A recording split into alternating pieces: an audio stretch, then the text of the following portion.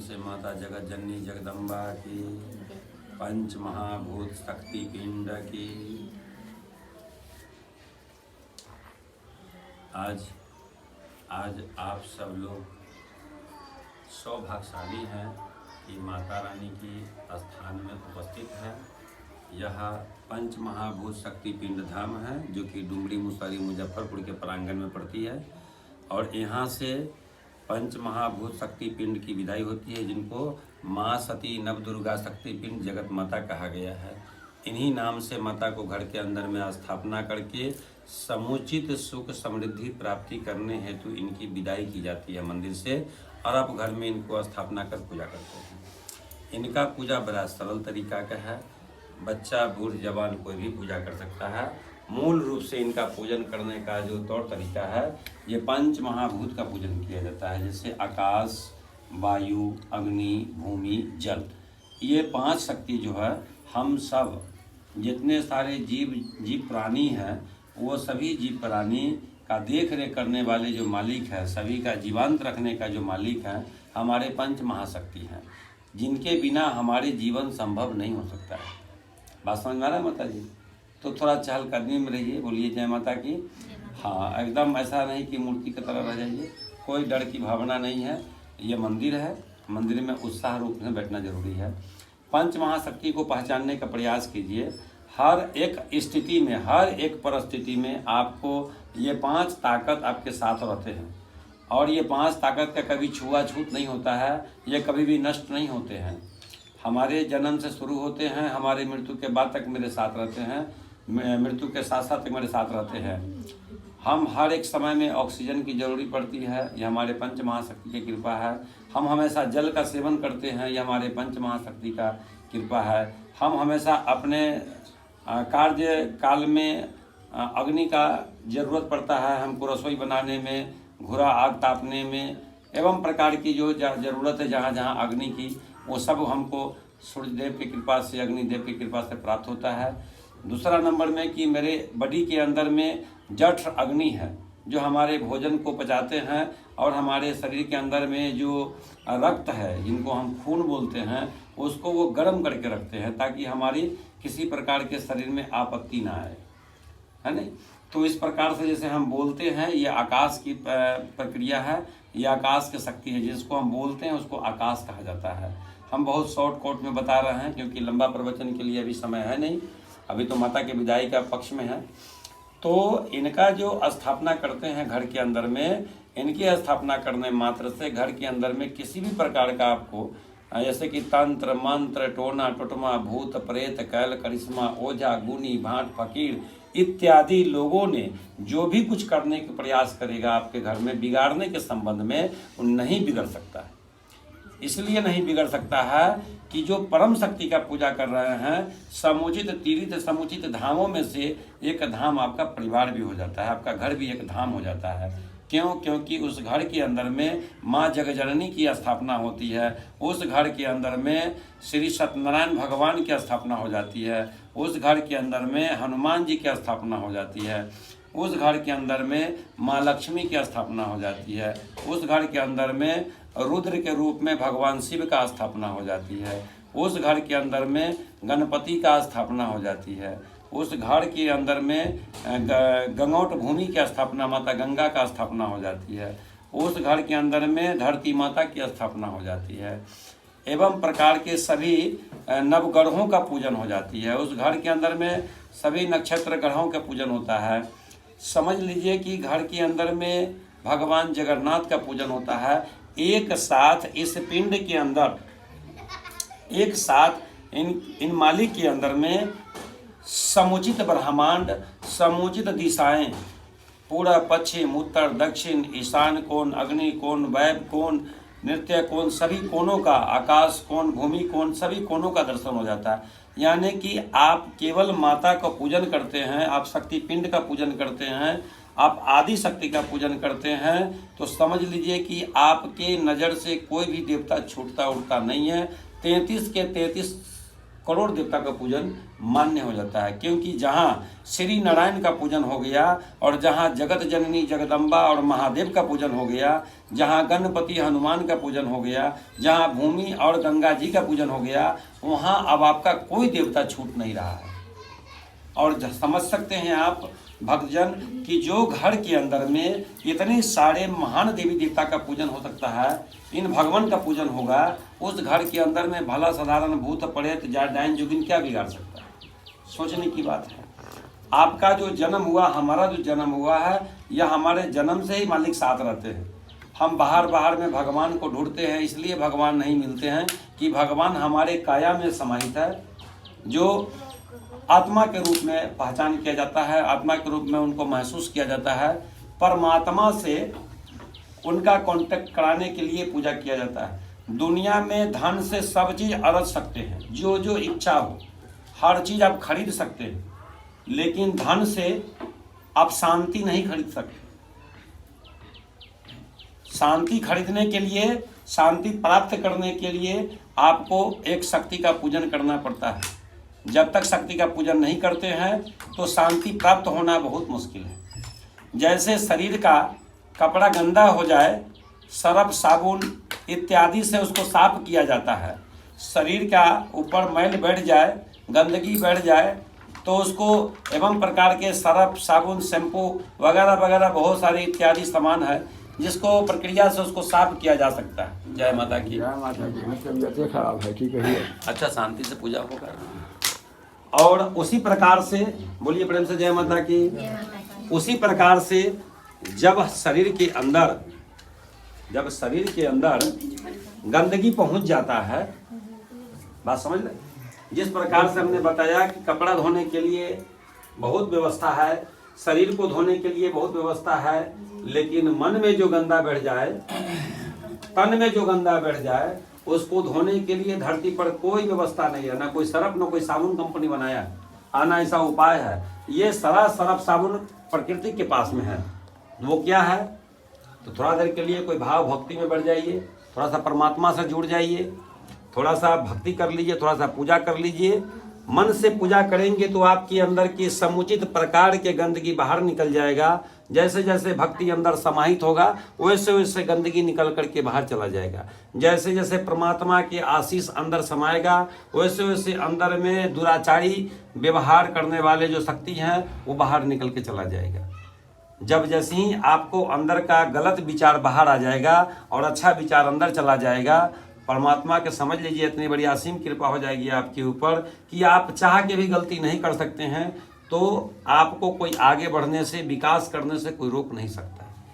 हमारा विकास कहाँ कहाँ रुकता है? जब मेरे अंदर में नकारात्मक विचार समाहित हो जाता है, हम गलत लोगों का संगत में बैठ करके गलत गलत बात सीख लेते हैं और वही बात मेरे अंदर में घर बना लेता है।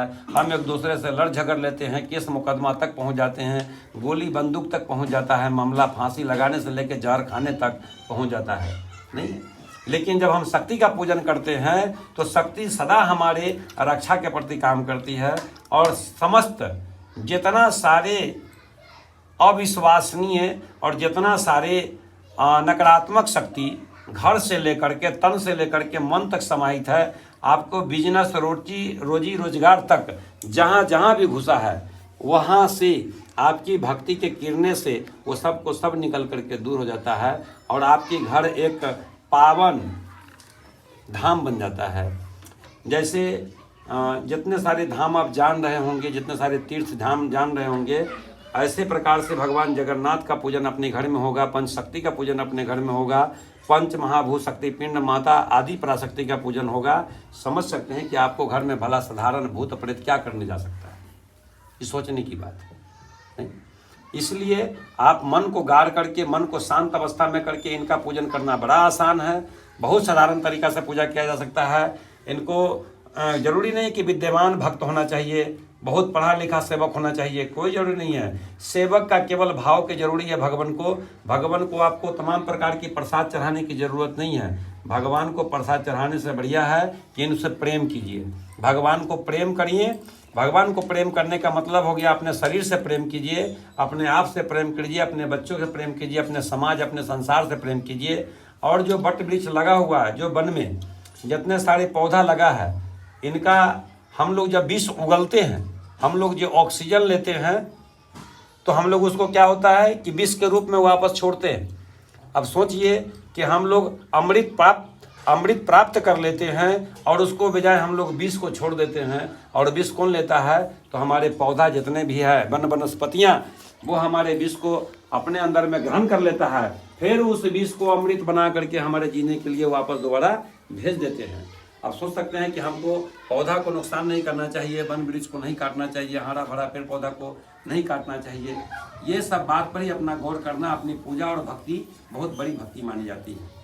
अब एक तरफ हम पूजा करेंगे, एक तरफ हरा भरा के पेड़ को काटेंगे, तो हम जिएंगे कैसे? क्योंकि सभी लोगों का ये जानकारी है कि हम ऑक्सीजन से जीते हैं, सांस लेते हैं तब ना जीते हैं। माता जी बोलिए प्रेम से जय माता की। तो हम सब लोग सांस लेते हैं तब जीते हैं, सांस ना ले तो क्या जिएंगे? तो हमारा सांस कहाँ से आता है? ये पौधा से आता है। और जो हम कार्बोहाइड्रेट छोड़ते हैं वो कहाँ चला जाता है? वो पौधा उसको खा लेता है, नाइट्रोजन वो पौधा ले लेता है और वो अपने आप को, हमारा जहर को पी करके और फिर उसको वापस अमृत बना करके हमारे लिए वापस भेज देते हैं। बताइए, मेरे लिए तो पौधा, जितना भी पौधा है, सब मेरे लिए ईश्वर है, सब मेरे लिए भगवान है नहीं। हम उनको बड़ा आदर करें, हम उसको निरादर न करें।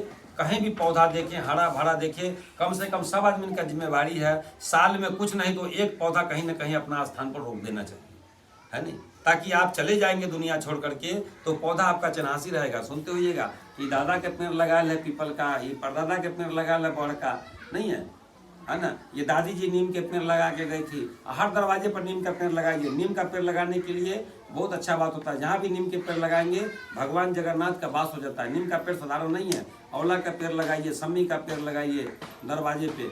ये सब बहुत बड़ा शक्ति है, आपके घर पर कभी भी अविश्वसनीय शक्ति को आने नहीं देगा। एक बार बोलिए प्रेम से जय माता की।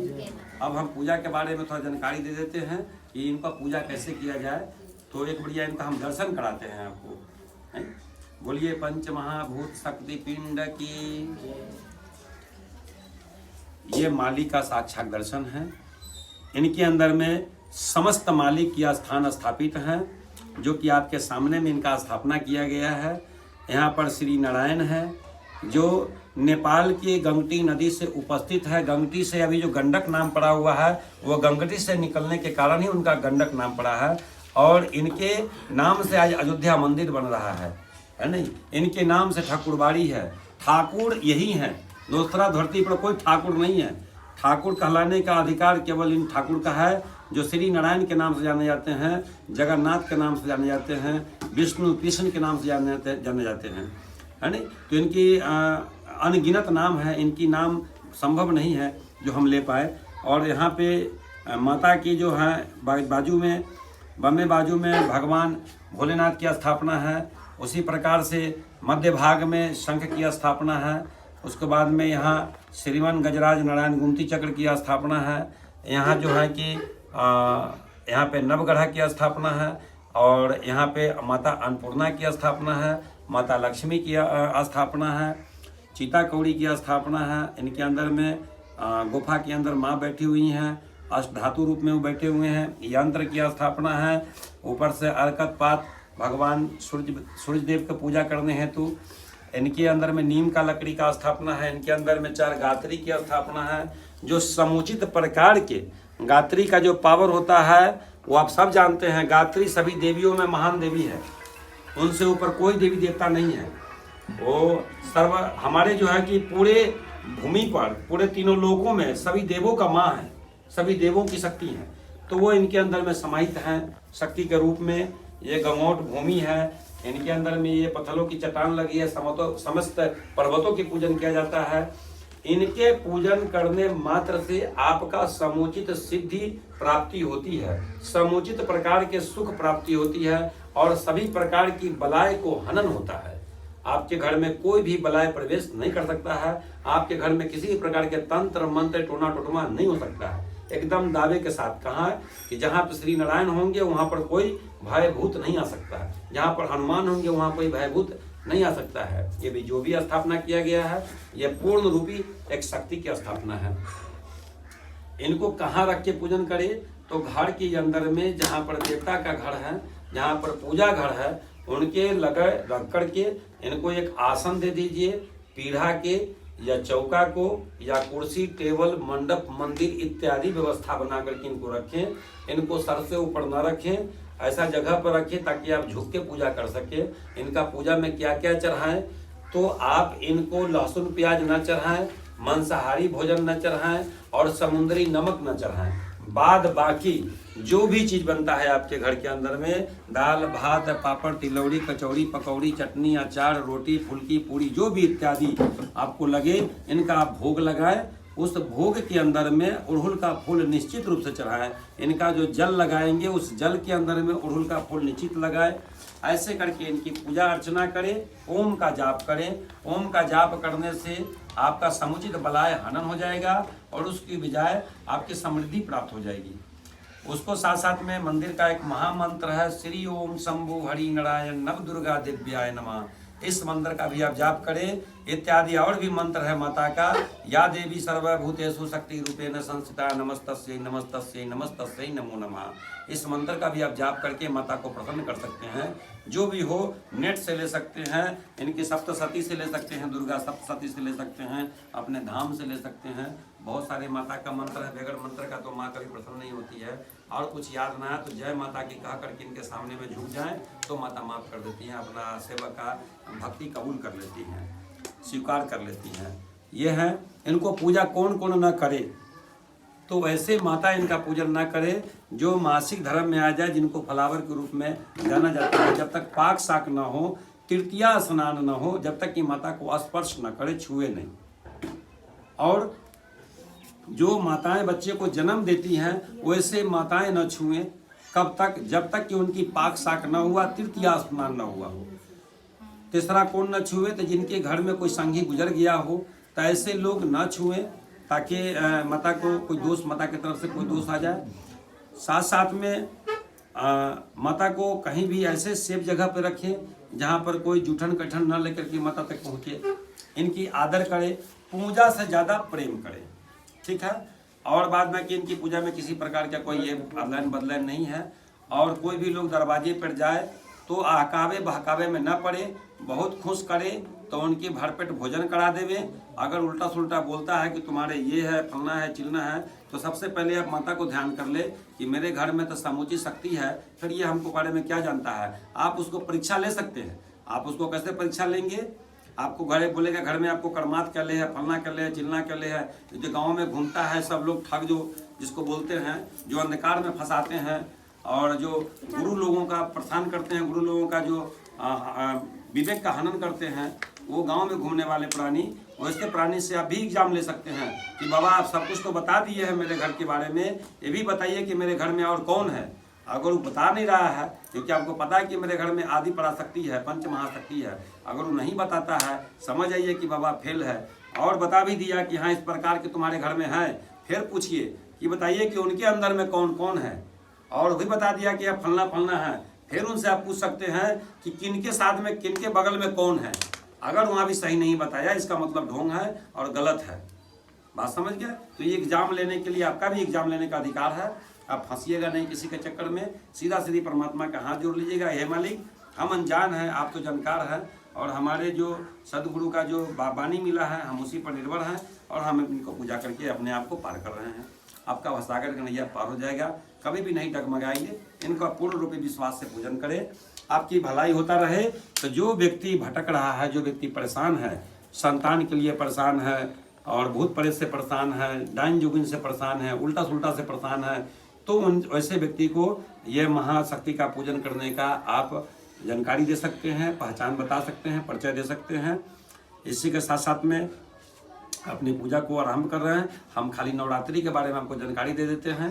आज जो माता की विदाई हो रही है आपके साथ में, आज जो घर में माता को स्थापना करेंगे आप, तो आज से लेकर के 9वें दिन इसी प्रकार से केला के पत्ता माता के सामने में बगाड़ दीजिएगा, पसार दीजिएगा। और पूड़ी हो तो 2-2 गो पूड़ी एक एक साथ में 11 जगह पर परोसिएगा। सब पूड़ी के ऊपर में हलवा या खीर परोस दीजिएगा। सब खीर के ऊपर से अड़हुल का फूल परोस दीजिएगा 11 जगह। क्यों? तो 9 जगह माता के लिए, एक जगह हनुमान जी के लिए, एक जगह भैरव जी के लिए, 11 जगह हो गया। और सब पर जब प्रसाद गया तो आप 11 जगह दीपक जला दीजिएगा, 11 को पान, 11 को फूल, 11 को कसैली ये चढ़ा करके, धूप दीप जला करके उनके सामने स्वच्छ मन से बैठ करके उनकी आराधना कर लीजिएगा कि हे माता, हे प्रकृति, हे पंच महाशक्ति, आप जैसे हम आप सभी पे कृपा बनाए रखे हैं, उसी प्रकार से सदा मेरे घर पर कृपा बनाए रखिए। हम सब अनजान सेवक है आपका, हम आपका दास हैं, इस दास पर अपना कृपा बनाए रखिए ताकि हम जमाने में न भटके और हम अंधकार में न डूबे, हमें पूजा करने की शक्ति प्रदान करें। ऐसे कहा करके जब पूजा हो जाए तो आप उनको जल ले करके उनके उछरंगा कर दें, जल अर्पण करके और प्रसाद को इकट्ठा कर लें। और फिर जो आपस में बच्चे लोग, जो माता भक्त लोग जब इकट्ठे हुए हैं, उपस्थित हुए हैं, उस भागीदारी लिए हैं उस पूजा में जो है कि उनको प्रसाद प्राप्त करवा दें। ठीक है, बोलिए प्रेम से जय माता की।